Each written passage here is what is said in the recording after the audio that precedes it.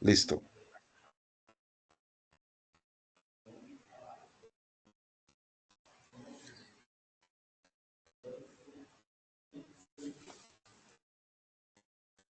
Ok. ¿Ven ahí bien? Sí, señor. Bueno, listo. Entonces vamos a comenzar. Muy buenas noches. Entonces, bienvenidos a todos. Vamos a ver lo que son las técnicas de conteo y las relaciones de recurrencia.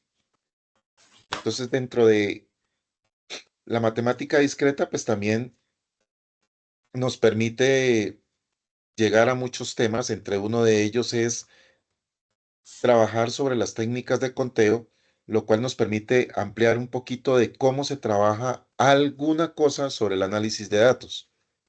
Entonces, para poder trabajar con las técnicas de conteo, existen unos, unos objetivos o unas normas o unas fases que son las que nos permiten trabajar sobre esta temática.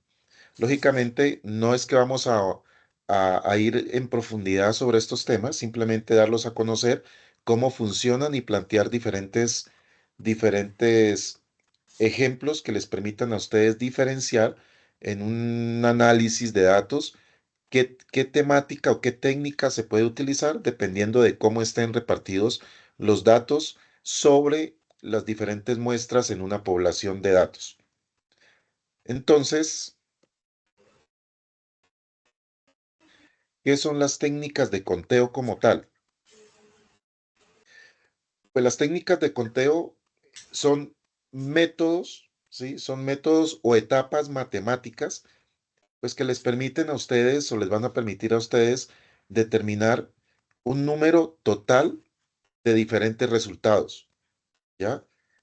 Que a través de estos resultados pueden haber diferentes combinaciones de esos datos, que esos datos van a pertenecer a un conjunto de datos o a un conjunto de objetos, dependiendo pues el tipo de elementos que ustedes vayan a trabajar. ¿Listo? Entonces, como tal, esas técnicas son métodos matemáticos que nos permiten a nosotros combinar los diferentes datos para poder trabajarlos. Estos datos o estas técnicas se utilizan cuando los datos son muy grandes, ¿sí? Cuando hay una gran cantidad de datos y se hace como imposible trabajarlos a través de situaciones manuales, ¿ya? Si yo tengo 500 datos, puede ser que sea muy fácil coger con una calculadora y sumarlos y restarlos y hacerles un promedio y sacarles un ponderado, un porcentaje. Pero si ya son 1 millón de datos en una base de datos, pues ya queda muy complicado o imposible trabajarlo a través de un Excel o trabajarlo a través de una calculadora, ¿sí? ¿Por qué? Porque vamos a necesitar estar interactuando de una manera más compleja con esos datos y vamos de pronto a través de lo manual a llegar a cometer demasiados errores. Entonces se nos hace muy complejo esa parte. Debido a eso, la matemática sacó métodos matemáticos que permiten a través de técnicas contar esos datos que están acumulados en una base de datos o en una población que tienen unas muestras muy objetivas para poderlas trabajar.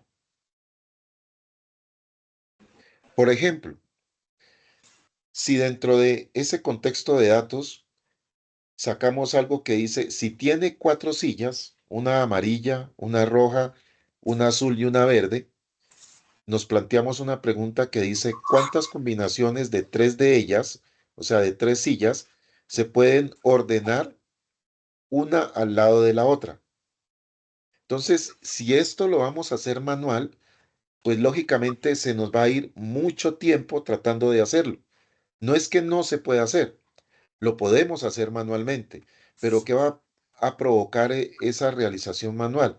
Que en algún momento nosotros nos equivoquemos y en vez de escoger amarilla, escojamos verde o escojamos roja y la combinación de esos datos se nos puede dañar. Entonces, la idea es no utilizar la manera manual, sino escoger alguna de las de los métodos matemáticos que están diseñados ya para poder trabajar esos datos. Este tipo de ejemplo se podría resolver a través de las situaciones manuales, pero como vamos a hacer combinaciones, entonces aquí tenemos algunas de las combinaciones que podemos determinar nosotros a través de situaciones manuales. Azul, rojo y amarillo, azul, amarillo y rojo, y así sucesivamente. Miren, en solamente 4 líneas, ni siquiera hemos comenzado a interactuar con la silla verde.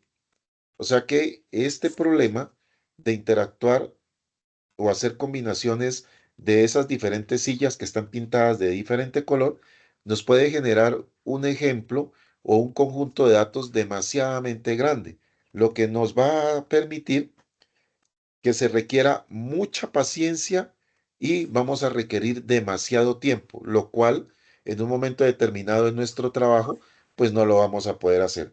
Así usted tenga mucha paciencia, pero si el jefe le está pidiendo un análisis de datos muy rápido, pues usted no va a tener ese tiempo, ¿sí? Todo el tiempo posible para poder determinar un informe de lo que le están pidiendo. Debido a eso, se haría uso de las diferentes técnicas de conteo que hay. Hay 6 técnicas de conteo y esas 6 técnicas de conteo, alguna de las 6 técnicas nos va a servir para encontrar la solución a este problema. No quiere decir que todas las 6 nos van a servir para eso, ¿sí? Porque cada una de las 6 técnicas pues tiene un enfoque muy parecido, pero a la hora de tratar los datos sí se diferencia uno de otro. Entonces, eso es lo que vamos a ver nosotros con las técnicas de conteo, cuál es el método que nos puede servir para utilizar dependiendo del tipo de datos que vamos a trabajar. Entonces, la técnica de conteo lo que nos permite a nosotros como ingenieros de sistemas es comprender fácilmente esos métodos matemáticos y para poder comprender nosotros esos métodos matemáticos, pues podemos utilizar o los métodos matemáticos han establecido 2 tipos de reglas. La primera regla es la regla de la suma y la otra regla es la regla de la multiplicación o del producto. Vamos a ver primero la regla de la suma. En la regla de la suma encontramos 2 tipos de subreglas. La primera regla es cuando existe un caso, ¿sí? Existe un caso, o sea, un conjunto de datos, y que ese conjunto de datos generan actividades. Y esas actividades ocurren en 3 etapas. La primera etapa es un conjunto M, y ese conjunto M quiere decir que si tiene n elementos, lo podemos combinar de diferentes formas. La segunda etapa es un conjunto n, que lógicamente también lo podemos modificar de diferentes formas. Y la tercera sería L formas. Entonces, de acuerdo a esto, podríamos decir que cuando utilizamos la primera regla de la suma y tenemos diferentes conjuntos, los elementos de esos conjuntos los podemos contar y el resultado final sería la sumatoria de los elementos de ese conjunto. Esa sería la primera regla. La segunda regla es cuando tenemos también actividades u objetivos o situaciones, pero esas situaciones las podemos elegir de m formas distintas. La primera situación y la segunda situación la podemos elegir de n formas distintas.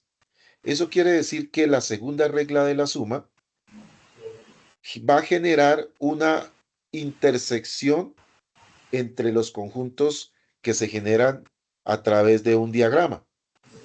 Ese diagrama lo que nos va a generar es que si tenemos 2 elecciones o 2 conjuntos, el conjunto A y el conjunto B, y ese conjunto A y conjunto B tienen elementos que son iguales para ambos conjuntos, lo que tenemos que hacer es restarle esa intersección de elementos que son comunes en ambos conjuntos y encontramos la solución de la segunda regla de la suma.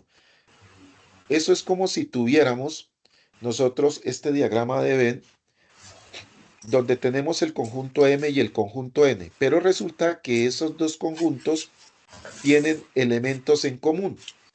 Esos dos conjuntos, al tener elementos en común, en este caso le decimos M y N y elementos en común P, lo que hacemos es quitarle o restarle esos elementos que están en P para poder obtener resultado de la segunda regla de la suma.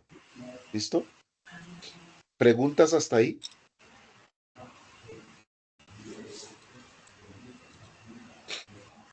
¿Tienen alguna pregunta? De Bueno, mi parte no, profe. bueno, No, continuemos señor. entonces. La segunda regla general es la regla del producto. Cuando hablamos de la regla del producto, es que tenemos dos eventos o dos tipos de conjuntos, el conjunto N1 y el conjunto N2. Lo de la variable es indiferente, ustedes lo pueden nombrar como quieran. En este caso yo le pongo números 1 y números 2, que es N1 y N2.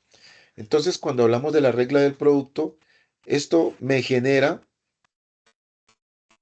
diferentes eventos que ocurren de diferentes formas. Y esos eventos se generan conjuntamente para poder encontrar una solución. A lo que les digo que es interactuar conjuntamente es que si tenemos el N1 y el N2, como estamos hablando de reglas del producto, al multiplicar esos dos conjuntos quiere decir que se me va a dar un resultado de valores enteros que van a ser las formas en las cuales yo puedo combinar esos dos conjuntos. ¿Listo? Por lo tanto, cuando hablamos de la regla del producto, estamos utilizando una situación secuencial de pasos lógicos. Y esa situación secuencial de pasos lógicos son los que me van a generar eventos de una manera ordenada. Por lo tanto, como ejemplo tenemos en la regla del producto la construcción de una casa.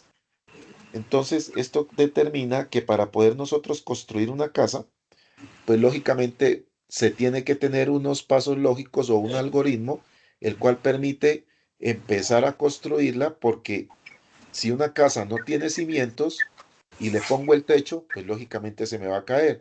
Entonces, esto debe de tener, cuando hablamos de la regla del producto, debe de tener un orden secuencial de todos los eventos para poder combinar esos datos. A diferencia de la regla de la suma. La regla de la suma no necesita tener un orden. Simplemente lo que necesita es tener los conjuntos. ¿Ya? Entonces, esa es la diferencia importante que hay entre las reglas del producto y las reglas de la sumatoria. Las reglas de la sumatoria, los elementos no necesitan tener un orden lógico, ¿sí? Pero en las reglas del producto sí se necesita que los datos tengan una secuencia o un orden lógico para poder obtener un resultado positivo. Perdón, un resultado positivo.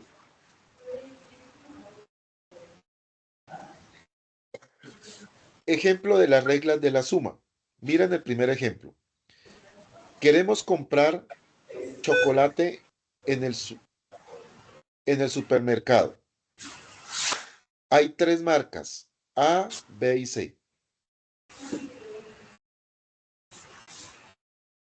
El chocolate A se vende de tres sabores: negro, con leche y blanco.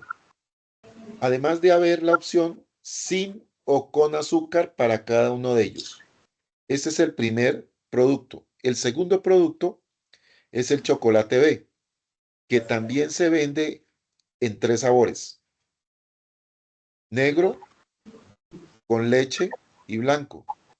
Pero fuera de esos tres sabores, tiene otras opciones, que son tener o no tener avellanas y con o sin azúcar. O sea que tiene cuatro opciones más. El otro producto es el chocolate C, que también tiene 3 sabores, negro, con leche y blanco. Pero fuera de eso tiene otras opciones más, que es tener o no tener avellanas, tener cacahuate, tener o no tener caramelo y almendras y tener azúcar. Eso quiere decir que el producto C va a tener, fuera de los 3 sabores, va a tener 6 opciones más. Entonces, se genera una pregunta de desarrollo del ejercicio. La pregunta es, ¿cuántas variedades distintas de chocolate se pueden comprar? ¿Sí? Esta pregunta lo que tenemos que hacer es generar por cada uno de los sabores o de los sabores y de los productos de los chocolates, generar combinaciones de chocolates para poder determinar generalmente cuántas se pueden hacer. Entonces, ¿cómo lo desarrollamos? Sacamos las variables, ¿sí? W, X, W, Y, Z son las variables que yo he generado, pero ustedes pueden generar cualquiera, donde defino la variable de cada uno de los tipos de chocolate. La W me selecciona el chocolate A, la Y me selecciona el chocolate B, la Z el chocolate C. Y ya tenemos definido las variables para cada uno de ellos. El siguiente paso consiste en multiplicar cada uno de los componentes que tiene cada uno de los tipos de chocolate. En este caso, el chocolate A, que es representado por la variable W, tiene 3 sabores y 2 opciones más. Por lo tanto, como estamos hablando, ¿sí? De situaciones de que hay un orden lógico en él, tenemos que hacer una multiplicación, ¿sí? Y estamos hablando de la regla de la suma, pero como dentro del contexto del chocolate se están llevando unos pasos lógicos, lo que primero tenemos que afectar ahí es hacer una multiplicación o aplicamos la regla de la multiplicación. En este caso multiplicamos 3 sabores que son negro, leche y blanco, que daría 3, más las otras opciones que son sin o con azúcar. Por lo tanto, quedaría 3 por 2, 6, que sería 6 posibles combinaciones. Después tomamos el chocolate B. El chocolate B presenta también 3 sabores. Por eso, por eso este, por eso este valor de 3 que tengo aquí, que estoy coloreando de rojo. ¿Es por qué? Porque acá estoy diciendo que negro, con leche y blanco. Esos son los 3 sabores. ¿Qué más sigue? Con opción de tener avellanas o no. Perdón, opciones de avellanas no. Opciones de tener, así, no tener o avellanas o no. Por lo tanto, aquí estoy generando 2 opciones más. Y el otro es con azúcar y sin azúcar, que serían estos otros 2 opciones de acá. Al hacer eso, hago una multiplicación y sería 12. Eso quiere decir que hasta el momento, para el chocolate B, que es la variable Y, obtengo una combinación de sabores de 12 posibilidades. El chocolate C genera también 3 opciones, lo que es negro con leche y blanco, que sería, déjenme un momento, cambio de color, que sería este color de aquí, este valor, el 3. ¿Qué más dice? Con opción de tener avellanas o no, cacahuate, caramelo o almendras y azúcar. Eso me genera 6 opciones más. Por lo tanto, 6 por 3, 18. Eso quiere decir que el chocolate C, que es representado por la letra Z, me puede combinar 18 sabores. Pero eso no es lo que me están preguntando. Me están preguntando cuántas variedades distintas de chocolate se pueden comprar. Como ya hice esa parte de encontrar por cada tipo de chocolate las diferentes combinaciones, ahora aplicando la regla de la suma, tengo que encontrar las combinaciones generales o totales posibles de combinar los tres tipos de chocolate A, B y C. Por lo tanto, al hacer eso, lo que tengo que hacer es sumar todos los valores que encontré por cada uno de los tipos de chocolate. Por eso tengo aquí el 6, el 12 y el 18. Eso me da un total de 36 variedades de chocolate generales o totales de combinaciones. ¿Listo? Este es uno de los ejemplos de la regla de la suma. Otro ejemplo de la regla de la suma es el siguiente. ¿Cuántos números de dos cifras son múltiplos de 2 o de 3, siendo estos menores a 23? Acordémonos aquí, les voy a describir algo aquí. Cuando hablamos de la suma, estamos hablando de valores y de proposiciones, ¿no es cierto? Entonces, cuando yo hablo de suma, estoy hablando de la O en una tabla de verdad. Por lo tanto, esta O, que es un conector lógico, me está agarrando esta pregunta a través de esta O, que es el conector lógico. ¿Listo? Debido a esa característica, es que esa frase o esa pregunta que estoy haciendo la tengo que responder a través de la regla de la suma. Entonces, ahora sí, continuemos con el ejercicio. ¿Cuántos números de dos cifras son múltiplos de 2 o de 3, siendo estos menores a 23? Los múltiplos de dos cifras menores de 23 son 10, 12, 14, 16, 18, 20 y 22. Y los de tres cifras son 12, 15, 18 y 21. Cuando nos pasan este tipo de ejercicios, acordémonos que en la definición de la teoría de conjuntos se están repitiendo valores, ¿sí? Cuando repetimos estos valores, quiere decir que entre 2 y 3, los valores que se repiten son el 12 y el 18. Entonces, estos valores de 12 y 18, ¿sí? Son los que yo tengo que restarlo para poder encontrar un valor. ¿Listo? Entonces, el M, que sería 7. ¿Por qué 7, profe? Porque en los múltiplos de 2 tenemos 7 elementos. En los múltiplos de 3 tengo 4 elementos. Y tengo que restarle los elementos que están en común en ambos ejemplos o en ambos conjuntos. En este caso es 2. Por lo tanto, 7 más 4 menos 2 me da un valor de 9. Y ese valor sería los números de dos cifras o de tres cifras que me permiten obtener esa diferencia. Otra regla de la suma y que son muy utilizadas en este tipo de ejercicios es el trabajar con matrículas de automóviles. ¿Aló? ¿Me están escuchando? Sí, Sí, profe. profe. Sí, señor. Bueno. Sí, profe. Entonces, el segundo ejemplo es una matrícula para combinar esos números y obtener n matrículas. Entonces, el ejemplo está planteado de la siguiente manera. Una matrícula se forma con 3 letras y 4 dígitos. Aquí está, ¿sí? Voy a escoger otro color.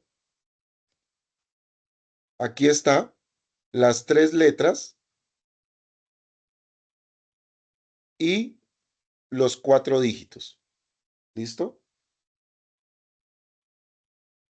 Entonces, hacemos una pregunta. ¿Cuántas matrículas hay que comiencen con la letra A y el número comience con 0? ¿Sí? O que comiencen con la letra A y terminen en 0. Entonces, este tipo de ejercicios son muy comunes cuando estamos hablando de la regla de la sumatoria.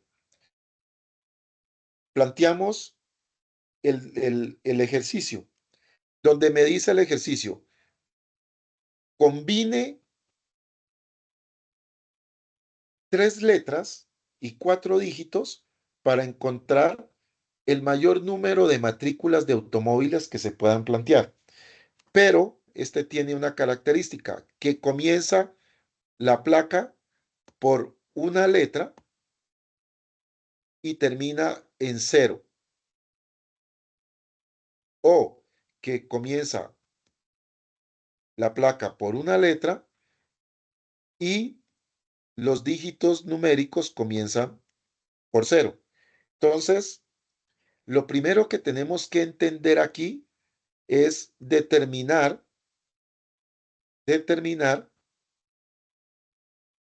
que si son 3 letras, la primera combinación de la letra A es 1.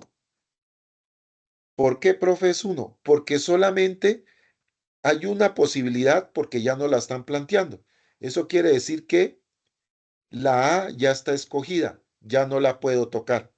Ya la posibilidad de combinar la A es solamente una, no hay más. Pero los 2 siguientes dígitos sí lo puedo hacer. ¿Cuántas letras tiene el alfabeto? Les hago esa pregunta a ustedes.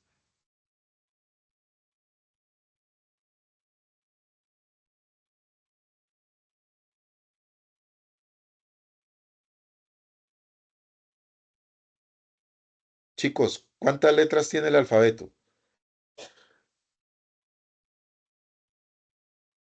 27. 27. Por lo tanto, en esta segunda casilla que estoy marcando con una flechita, vamos a tener 27 posibilidades. En la segunda letra, que estoy marcando con la otra, vamos a tener también 27 posibilidades. ¿Por qué, profe? Pues porque puede usted colocar 27 letras ahí del alfabeto, ¿ya? Y en la primera casilla, ¿por qué una? Porque ya está de una manera constante que la placa siempre va a comenzar por A. Por eso solamente hay una posibilidad. ¿Listo? Ya con esto sacamos cómo se coloca los valores de la parte de las letras en la placa. Ahora continuamos con la parte de los dígitos. ¿Cuántos dígitos hay del 0 al 9? 10. 10. Entonces, este 0 que tengo aquí solamente va a poder combinarse una vez porque ya es una constante planteada por el ejercicio y solamente siempre va a estar el 0. Pero los diferentes otros 3 dígitos van a tener 10 posibilidades por cada uno de colocarse en cada una de esas casillas. ¿Listo? Exactamente lo mismo ocurre en la segunda posibilidad, donde el A equivale a 1 porque es una sola posibilidad de combinación, pero las otras 2 letras tienen 27 posibilidades de combinarse para poder encontrar el número de una placa. Y los dígitos, el 0 también tiene una posibilidad, pero los otros 10 o los otros 2 o 3 dígitos que hacen falta solamente tienen 10 posibilidades de combinarse para poder obtener los dígitos de la placa. ¿Listo? Entonces, miren, voy a borrar esto para que lo vean un poco más claro.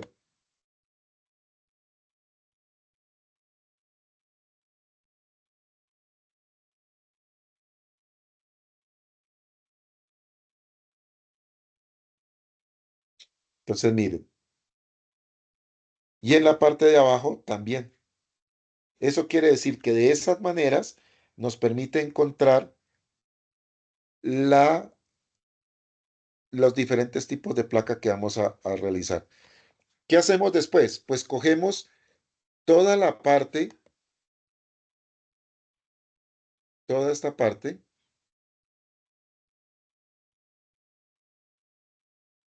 todo esto, y lo multiplicamos, ¿sí? Lo multiplicamos y al multiplicarlo me va a dar 729,000. Eso quiere decir que una placa comenzando en A y terminando en cero va a poderse combinar en 729,000 veces o 729,000 combinaciones. Y la parte de abajo, si la placa comienza en A y el número comienza en A, va a poder también obtener una combinación de 729,000 veces. ¿Listo? Este tipo de ejercicios son demasiado comunes. ¿Y cómo se desarrollan? De la misma manera que estamos desarrollando esto. ¿Listo? Hay que tener cuidado que estos ejercicios, más que la parte matemática, que es muy, muy leve, muy sencilla, hay que es analizar el contexto de la pregunta para no irse a equivocar. Por lo tanto, si yo sumo esos dos 729,000 más 729,000, voy a encontrar el total general de las posibles combinaciones de matrículas, que en este caso me da 1,458,000 posibilidades de generar combinaciones de esa manera en matrículas de automóviles. ¿Listo? Otro ejemplo. Para ir de la casa a la universidad, tengo las siguientes opciones. 2 bicicletas, 3 rutas de buses, 4 automóviles de amigos o ir caminando. Esas son las posibilidades que ustedes tienen cuando se van a ir de su casa a la universidad. Ahora usted se necesita es de cuántas formas diferentes me puedo ir a la universidad, sabiendo que me puedo ir en alguna de las 2 bicicletas, pasan 3 rutas de buses, puedo irme en cualquiera de los 4 carros de mis amigos o irme caminando. Entonces, ahí generamos lo siguiente. Generamos 2 bicicletas, 3 buses, 4 automóviles y uno caminando. Esto me permite a mí, a la hora de sumar cada uno de los elementos, me da un valor general de 10. Eso quiere decir que para ir de la casa a la universidad, tengo 10 posibilidades de escoger en qué me voy a ir. ¿Listo? Ese sería el tercer ejemplo de la regla de la sumatoria. Si se dan cuenta, la regla de la sumatoria es sumar los datos generales que se tienen por cada uno de los ítems que se coloca en el contexto del ejemplo. Ahora miremos la regla del producto. En la regla del producto, uno de los ejercicios o de los ejemplos como muy comunes es jugar con dados y con monedas. Entonces, el siguiente es un ejemplo. Si lanzo un dado y una moneda al aire, ¿de cuántas maneras diferentes pueden caer?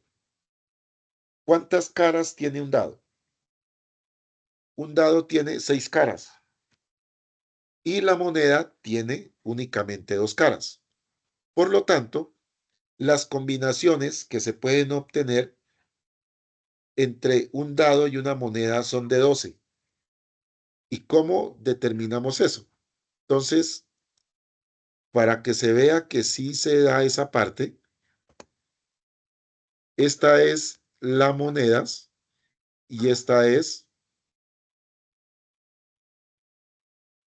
aquí, el dado y la moneda. ¿El dado cuántas caras tiene? Tiene 6. 1, 2, 3, 4, 5 y 6. ¿Las monedas cuántas posibilidades tiene? 2, 2, 2, 2, 2 y 2. Ahora sí, Miren por parejas de cada uno cuántas posibilidades tenemos de combinar. Aquí hay 1, 2, 3, 4, 5 y 6, ¿no es cierto? Pero como es cada una de las combinaciones involucra dos elementos, entonces 2 por 6, 12, y aquí está la representación de las posibles combinaciones para cuando se tira un dado y una moneda al aire. ¿Listo? O sea, no hay más, no hay más. Otro ejemplo de producto. Tengo 3 pantalones, azul, blanco y negro, y tengo 4 camisas, blanco, azul, negra y roja. Entonces les planteo de cuántas formas diferentes me puedo vestir.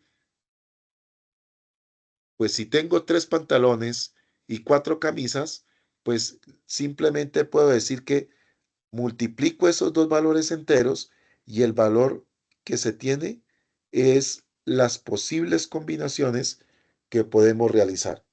Entonces, de esta manera se trabaja lo que es el producto, ¿sí?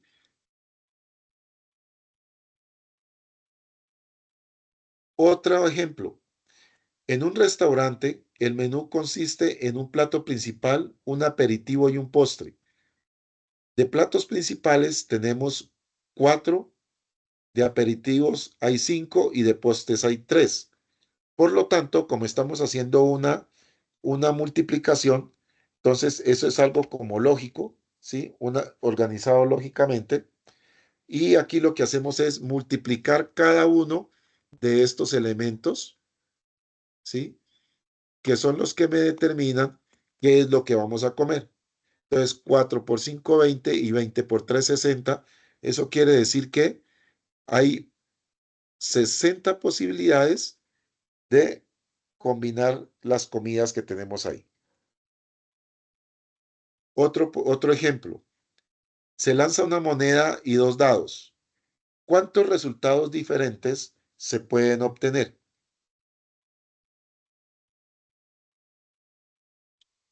Entonces, ¿qué hacemos?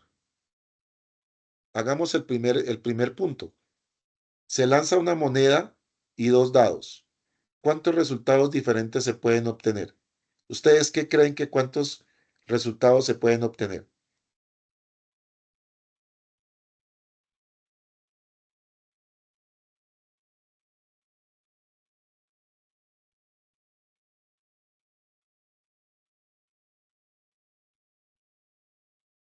Aquí abajo está, si tengo 2 dados, perdón, si tengo 2 monedas, tengo 2 dados y cada dado tiene 6 posibilidades.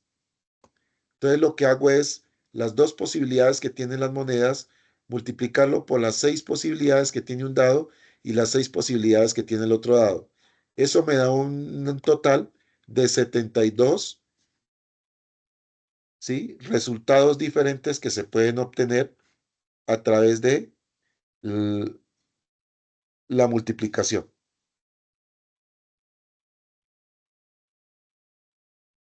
Y para el siguiente ejemplo, ¿cuántas placas diferentes se pueden obtener con 2 letras y un dígito?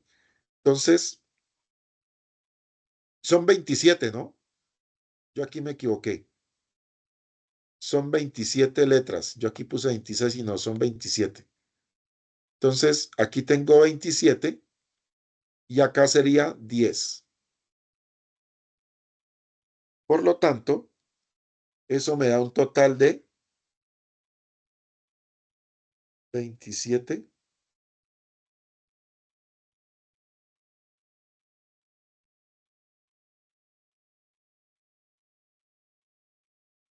Eso da un valor de 7.290.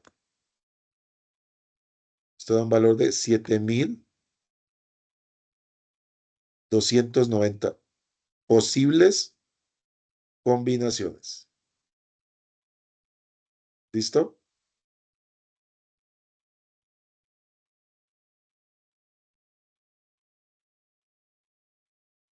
¿Preguntas?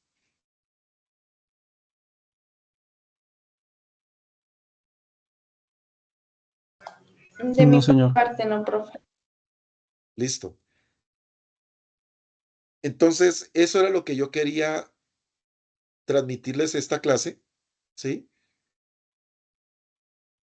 En la siguiente clase ya miraríamos los 6 diferentes métodos que hay, que son muy sencillos. Hay que tener el análisis de determinar, eso ya lo trabajamos en clase con varios ejercicios, para que ustedes entiendan la diferencia entre cada método y cómo lo podemos solucionar. ¿Listo? Por ahora sería entonces dejar hasta ahí. Dejamos hasta ahí con estas pequeñas definiciones. Vale, profe, gracias. Una preguntita para el parcial, ¿qué temas irían? Para el parcial, déjame un momento, ya te digo.